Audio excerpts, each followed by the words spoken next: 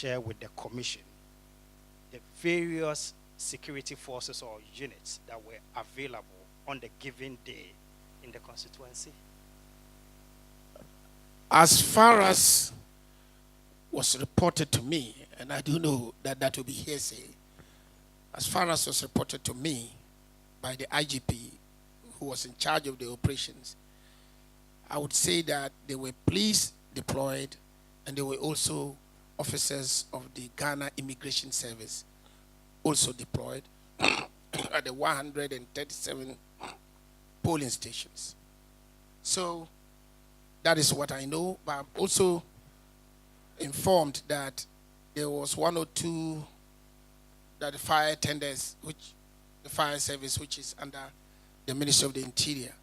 So these are the trying to hold the report because the IGP does not account to me for operationality. Only tells me these administratively, what has been done, what has been achieved, what the challenges are.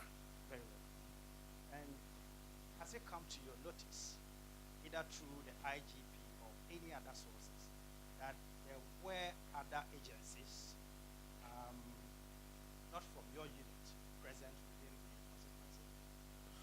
constituency? Yes, I first saw on TV a number of persons dressed up, in khaki, and some of them wearing masks, were armed, and as normally is the case, when I get any report, the reports are either simply oral through the phone, sometimes photographs and videos. So when I got the video, I forwarded it to the IGP, and he says, these are not part of my men.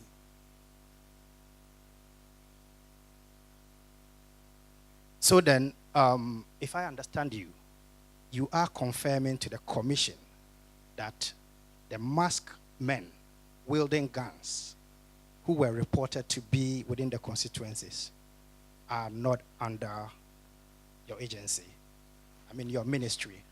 As far as the reports from the IGP goes, they were not part of the persons that he deployed on the day, and therefore they are not his men. Actually, the investigation is ongoing now, and they are taking statements. I would only get to know at the end of it what has happened. But the position of the IGP is that he did not deploy any armed personnel on the day, and that his personnel were deployed at the 137 police stations, at all the stations there was neither violence, no any other incident, let alone shooting incident. There was nothing like that.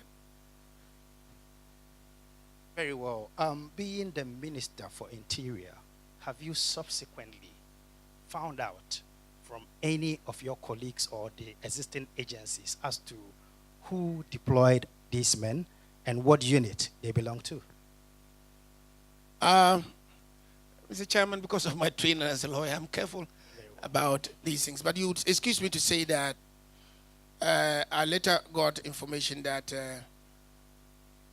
there was an officer of the national security had said that they were security operatives. So, Mr. Chairman, I do give this as evidence of the fact that it was said.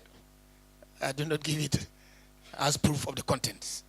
But I was told that somebody at the national security said they were members of the private security. And from what I saw, they were wearing T-shirts that had NSC. That is what I know. Has it come to your notice that on the day these said masked armed men were in police vehicles? It had come to my notice on the video that they were in a vehicle that had the police logo. That was one of the reasons why I forwarded the video to the IGP, and he denied that that was not a police vehicle in use by the police. And he, in fact, told me, Minister, our vehicles have GP. What is the GP number? It is not our vehicle. That again is the information I have from the IGP. So if the commission understands you, you are denying that the vehicle that had the police logo actually do not belong to the Ghana police. Is that it? From the information given me by the IGP, it does not belong to the Ghana Police Service.